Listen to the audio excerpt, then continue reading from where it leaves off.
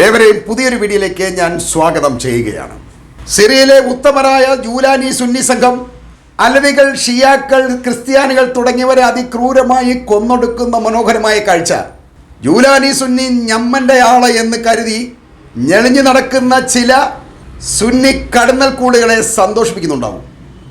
ഇപ്പോൾ സിറിയയിലെ ഹോംസിലും അലപ്പോയിലും താമസിക്കുന്നവരെ അസദിൻ്റെ ഭരണകൂടത്തെ പിന്തുണച്ചവരാണോ അക്രമികളാണോ എന്ന് പോലും നോക്കാതെ പിടികൂടി മാടുകളെപ്പോലെ തലയറുത്തും ശരീരത്തിലേക്ക് വലിയ കല്ലുകൾ പെറുക്കിയിട്ടും കെട്ടിയിട്ട് തല്ലിച്ചതച്ചും വെടിവെച്ചും കൊലപ്പെടുത്തുന്ന, അതിമൃഗീയമായി കൊലപ്പെടുത്തുന്ന ഈ കാഴ്ച കാണുമ്പോൾ ഇവരൊക്കെ പ്രവാചകന്റെ ഉമ്മത്തിൽപ്പെട്ടവരാണോ എന്ന് നമ്മൾ സംശയിച്ചാൽ അതിന് അത്ഭുതപ്പെടേണ്ടതില്ല.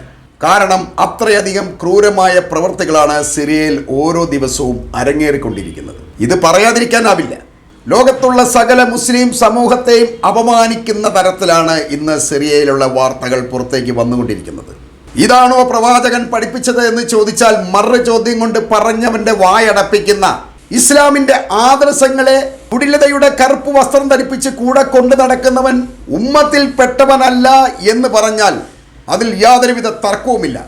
ജൂതനും ഖുറൈശിയും ഉൾപ്പെടെ തടവിലാക്കപ്പെട്ടവരുടെ കാരുണ്യത്തോടെ പെരുമാറിയിരുന്ന ആ മഹാമനീഷിയുടെ ആദർശങ്ങളെ പിൻപറ്റുന്നു എന്ന വ്യാജേന ആയുധമില്ലാത്തവരോടും കീഴടങ്ങിയവരോടും അതിമൃഗീയമായി പെരുമാറുന്ന ഇത്തരക്കാർ ഇന്ന് സിറിയയുടെ മണ്ണിൽ സ്ഥിരം കാഴ്ചയാവുകയാണ്. അവർ മനുഷ്യരെ മാടുകളെ പോലെ കൊന്നൊടുക്കുകയാണ്. ഇതിൻ്റെ ഒന്നും വീഡിയോകൾ എനിക്ക് നിങ്ങളോട് പങ്കുവെക്കാൻ കഴിയില്ല.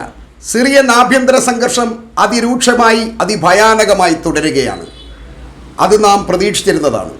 അസദ് പക്ഷക്കാരായ അലവികൾ, ഷിയാക്കൾ, ക്രിസ്ത്യാനികൾ തുടങ്ങിയവർ മറുവശത്ത് നിരന്നുകൊണ്ട് ജൂലാനി സംഘവുമായി ഇപ്പോൾ അതിഭയങ്കരമായ ആഭ്യന്തര സംഘർഷമാണ് സിറിയയിൽ നടന്നുകൊണ്ടിരിക്കുന്നത്. ഇത് തന്നെ നമ്മൾ ലിബിയയിൽ കണ്ടതാണ്. ഇത് ഇറാഖിലും കണ്ടതാണ്. അമേരിക്കയുടെയും ഇസ്രായേലിൻ്റെയും ഒക്കെ ആഗ്രഹം പോലെ തന്നെ സിറിയയും ആ ഒരവസ്ഥയിലേക്ക് എത്തിച്ചിരിക്കുന്നു. ഇതിന് ഉത്തരവാദി സിറിയക്കാർ തന്നെയാണ് എന്ന് പറയാതിരിക്കാൻ വയ്യ. സിറിയയുടെ ഇപ്പോഴത്തെ ഭരണാധികാരികൾ ഹോംസിൽ കർഫ്യൂ പ്രഖ്യാപിച്ചിരിക്കുകയാണ്. അതുകൊണ്ട് തന്നെ ഈ കർഫ്യൂവിൻ്റെ മറവിലും മനുഷ്യരെ വെടിവെച്ച് കൊല്ലാൻ കഴിയും.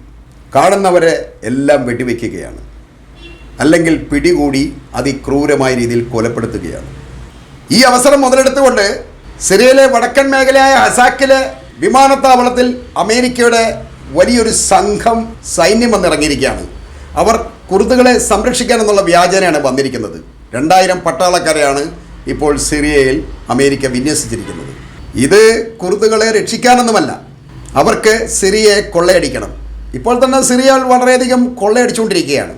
അത് കഴിഞ്ഞ ദിവസം അതിനെക്കുറിച്ച് ചില ചർച്ചകളൊക്കെ നടന്നിരുന്നു. സിറിയയെ അമേരിക്ക കൊള്ളയടിക്കുന്നു എന്നുള്ള കാര്യം വെച്ച്. ഇത് തന്നെയാണ് ഇസ്രയേലും അമേരിക്കൻ ലക്ഷ്യമാക്കിയതും. എന്നാൽ അമേരിക്കയുടെ സിറിയയിലേക്കുള്ള ഈ പ്രവേശം വളരെ അപകടകരമായ ഒന്നായാണ് ലോകം വിലയിരുത്തുന്നത്. അതിൽ ഏറ്റവും അധികം സംശയത്തോടെ വീക്ഷിക്കുന്നത് റഷ്യ തന്നെയാണ്. റഷ്യയ്ക്ക് സിറിയയിൽ വ്യോമതാവളങ്ങളും സൈനിക കേന്ദ്രങ്ങളുമുണ്ട്.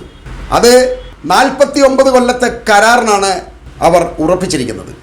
ആ കരാർ പൊളിക്കുക എന്നുള്ളത് തന്നെയാണ് അമേരിക്കയുടെ ആദ്യ ലക്ഷ്യം. അതോടൊപ്പം തന്നെ അമേരിക്കയ്ക്ക് സിറിയയിൽ വ്യോമതാവളവും സൈനിക താവളവും നിലനിർത്തിക്കഴിഞ്ഞാൽ അത് റഷ്യയ്ക്ക് ഒരു ഭീഷണിയായി മാറുക തന്നെ ചെയ്യും. ഒപ്പം മിഡിൽ ഈസ്റ്റിൽ അമേരിക്കയുടെ സാന്നിധ്യം ഉറപ്പിക്കാനും കഴിയും. അത് ഇസ്രായേലിനെ സഹായിക്കുക എന്നുള്ള ലക്ഷ്യം തന്നെയാണ്. ഗ്രേറ്റ് ഇസ്രായേൽ എന്ന് വിശേഷിപ്പിക്കുന്ന ഇസ്രായേലിൻ്റെ ആ ലക്ഷ്യം നിറവേറ്റാൻ അമേരിക്കയുടെ സഹായം ഇപ്പോഴിതാ പരസ്യമായിക്കൊണ്ടിരിക്കുകയാണ്. അറബ് രാജ്യങ്ങൾ പിടിച്ചെടുത്തുകൊണ്ട് ഇസ്രായേലിനെ വികസിപ്പിക്കുക, അതാണ് ഇപ്പോൾ അവരുടെ ലക്ഷ്യം. അതിനുവേണ്ടി അമേരിക്ക പടക്കിറങ്ങിക്കഴിഞ്ഞു. ട്രംപ് ജനുവരി 20 മുമ്പ് തന്നെ ചാർജ് എടുക്കണം എന്ന് ഇസ്രായേൽ പറഞ്ഞു തുടങ്ങിയിരിക്കുന്നു. കാരണം അവർക്ക് ഹൂത്തികളെ ആക്രമിക്കാനും ഗസയെ കൂടുതൽ ആക്രമിക്കാനും ഹിസ്ബുള്ളയെ ആക്രമിക്കാനും ഒക്കെ തിടുക്കമായിരിക്കുകയാണ്. അതുകൊണ്ട് തന്നെ ട്രംപ് ഒന്ന് വന്ന് കിട്ടിക്കഴിഞ്ഞാൽ നമുക്കങ്ങ് ഒരുമിച്ച് പണി തുടങ്ങാം എന്നാണ് നെതന്യാഹു പറയുന്നത്. അവർക്ക് ഒരുപാട് ലക്ഷ്യങ്ങളുണ്ട്. ഇറാനെ ആക്രമിക്കണം, ഹൂത്തികളെ ആക്രമിക്കണം, ഹമാസിനെ ആക്രമിക്കണം, ഹിസ്ബുള്ളയെ ആക്രമിക്കണം. അതോടൊപ്പം തന്നെ സിറിയയുടെ ജൂലാനി സംഘത്തെ ഒതുക്കേണ്ടതുണ്ട്. പിന്നെ അവർക്ക് മറ്റൊരു ഗൂഢലക്ഷ്യം കൂടിയുണ്ട്. ഇതിനെല്ലാം സഹായിച്ചിരുന്ന തുർക്കിയെ ആക്രമിക്കുക എന്നൊരു ഗൂഢലക്ഷ്യം ഇസ്രായേലിൻ്റെ മുന്നിലുണ്ട്. അത് അവർ രഹസ്യമായി തന്നെ പറഞ്ഞു തുടങ്ങിയിരിക്കുന്നു. തുർക്കിയിലെ ഉർദുഗാനാണ് ഈ സിറിയയെ ഇത്തരത്തിലാക്കാൻ ഈ ജൂലാനി സംഘത്തെയും ഇസ്രായേലിനെ സഹായിച്ചത്. എന്നാൽ ഈ തുർക്കിയും ഇതേ വഴിയിലേക്ക് തന്നെ വരികയാണ് എന്നുള്ളതാണ് ഏറ്റവും രസകരമായ വസ്തുത. ശരിക്കും അസദിനെ പുറത്താക്കിയതോടുകൂടി സിറിയക്കാർ ഒരു വലയ്ക്കുള്ളിലാണ് എന്ന് പറയുന്നതാണ് അതിൻ്റെ ശരി. ഇസ്രയേലും അമേരിക്കയും വിരിച്ച വലയ്ക്കുള്ളിൽ സിറിയക്കാർ കുടുങ്ങിയിരിക്കുകയാണ്. ഇനി ഒരിക്കലും ആ രാജ്യത്ത് ഒരു സമാധാനം ഉണ്ടാവാൻ പോകുന്നില്ല. ഈ വിമത സംഘങ്ങളെ തമ്മിൽ പരസ്പരം അടുപ്പിച്ചുകൊണ്ട് അമേരിക്കയും ഇസ്രയേലും ആ മണ്ണിൽ വേരുറപ്പിക്കും. അത് മിഡിൽ ഈസ്റ്റിലെന്നല്ല, ലോകത്തിന് തന്നെ വലിയൊരു നാശത്തിന് തന്നെ കാരണമാകും എന്ന് പറയേണ്ടത്. ഗസയെയും ഹൂത്തികളെയൊക്കെ ഇട്ടുകൊണ്ട് ഇനി സിറിയയിലേക്ക് എല്ലാവരുടെയും ശ്രദ്ധ തിരിയുന്ന ഒരു ദിവസം അടുത്ത് തന്നെ ഉണ്ടാകും എന്ന് പറഞ്ഞുകൊണ്ട് ഞാൻ ഈ വീഡിയോ അവസാനിപ്പിക്കുകയാണ്.